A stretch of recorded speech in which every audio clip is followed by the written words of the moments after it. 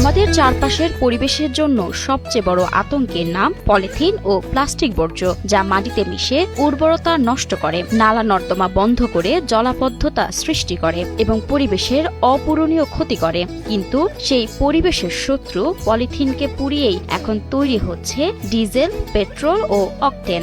এই প্রথম দেখলাম আমরা আসলে গ্যাসটা তৈরি করতেছে, ওই গ্যাস দিয়ে আবার আগুন ধরাইয়া আবার ওই তেলটা বাইর করতেছে। শেরপুরের এক নিভৃত গ্রাম থেকে এই অসাধারণ পরিবেশ বান্ধব উদ্যোগ নিয়েছেন তরুণ উদ্যোক্তা তৌহিদুল ইসলাম। পলিথিনের প্রতি তীব্র ঘৃণা থেকেই এর অস্তিত্ব নির্মূল করার স্বপ্ন দেখেছিলেন তিনি। দীর্ঘ কয়েক বছরের সাধনা, বিস্তর পড়াশোনা আর নানা সীমাবদ্ধতাকে জয় করে শেষ পর্যন্ত নিজের পরিকল্পনাকে বাস্তবে রূপ দিয়েছেন তৌহিদুল। ছোটবেলায় আমার বাগানে একটি গাছ নষ্ট হয় পলিথিনের জন্য।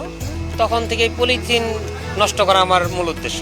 2009 সালে শহীদ জিয়া রহমান ডিগ্রি কলেজের ইকরামুজ্জামান স্যারের সহায়তায় আমার এই গবেষণা সফল হয় এবং আমি পলিথিন থেকে কোন একটা জ্বালানি তেল এবং গ্যাস তৈরি করতে পারি। তৌহিদুল পৌর প্রশাসনের অনুমতি নিয়ে একটি বিশেষ মেশিন তৈরি করেছেন। সেই মেশিনে সংগৃহীত পলিথিন নির্দিষ্ট মাত্রায় পোড়ানো হয়। সেখান থেকে প্রথমে তৈরি হয় ফার্নেস অয়েল। পরবর্তীতে বিভিন্ন প্রক্রিয়াকরণের পর সেই তেল রূপান্তরিত হয় ডিজেল, পেট্রোল ও অকটেনে। বর্তমানে তৌহিদের প্রকল্পে দৈনিক 300 কেজি পলিথিন পুড়িয়ে প্রায় 170 থেকে 200 লিটার জ্বালানি তেল উৎপাদন করা সম্ভব হচ্ছে। ডাস্টবিনের ময়লার পলিগুলো আমরা টুকাই আবার আমরা গাছ করি আবার আমরা চুলাম দিয়ে টুকাই হাইরা এই পলিটি আমরা গ্যাস তৈরি করি। গ্যাসের আবার তেল তৈরি হয়। তেল হলে এনে আমরা কমরা করে খাই। আমরা কমরাটাও চলে, দেশের মুক্তি হয়, দেশের উন্নতির জন্য এই কাজটা আমরা করি। মাটিতে শত বছর ধরে পড়ে থাকলেও পলিথিন পচে না। কিন্তু তৌহিদুলের এই প্রযুক্তিতে একে তো পরিবেশ আবর্জনা মুক্ত হচ্ছে, অন্যদিকে দেশীয়ভাবে জ্বালানি উৎপাদনের নতুন এক অর্থনৈতিক সম্ভাবনা উকি দিচ্ছে।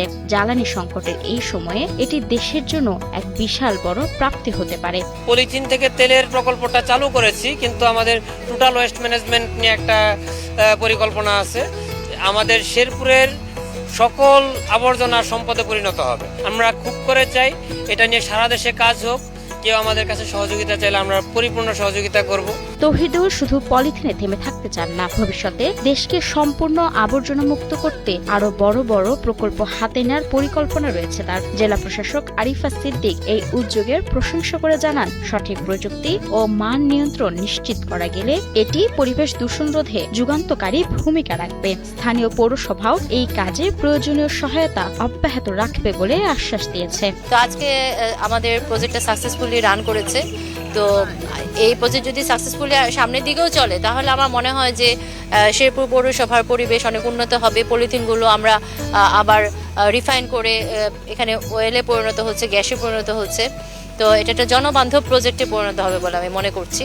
আরও বিশেষজ্ঞরা বলছেন, তৌহিদুলের প্রযুক্তির মাধ্যমে প্লাস্টিক বর্জ্য কমিয়ে দেশীয়ভাবে জ্বালানি উৎপাদন সম্ভব এবং সে সাথে সারা দেশে এমন কাজ ছড়িয়ে দেয়া দরকার। এখন আমার মূল উদ্দেশ্য হচ্ছে পলিথিনটাকে শেষ করা। এখন জ্বালানি তেল দিয়ে বিজনেস হচ্ছে, এটা আমার মূল উদ্দেশ্য না।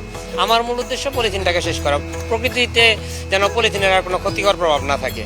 এক সময়ের অভিশাপ পলিথিন আজ সঠিক ব্যবস্থাপনায় সম্পদে পরিণত হচ্ছে। সারা দেশে যদি এই প্রযুক্তি ছড়িয়ে দেওয়া হয়, তবে একদিকে যেমন পরিবেশ রক্ষা পাবে, অন্যদিকে আমদানিকৃত জ্বালানি তেলের উপর নির্ভরশীলতাও কমবে। তরুণ এই উদ্যোক্তার স্বপ্ন বাস্তবায়নে সরকার ও সংশ্লিষ্ট কর্তৃপক্ষ পাশে দাঁড়াবে, এমনটাই এখন স্থানীয়দের প্রত্যাশা। মাহমুদা মুন্নি, ৭১।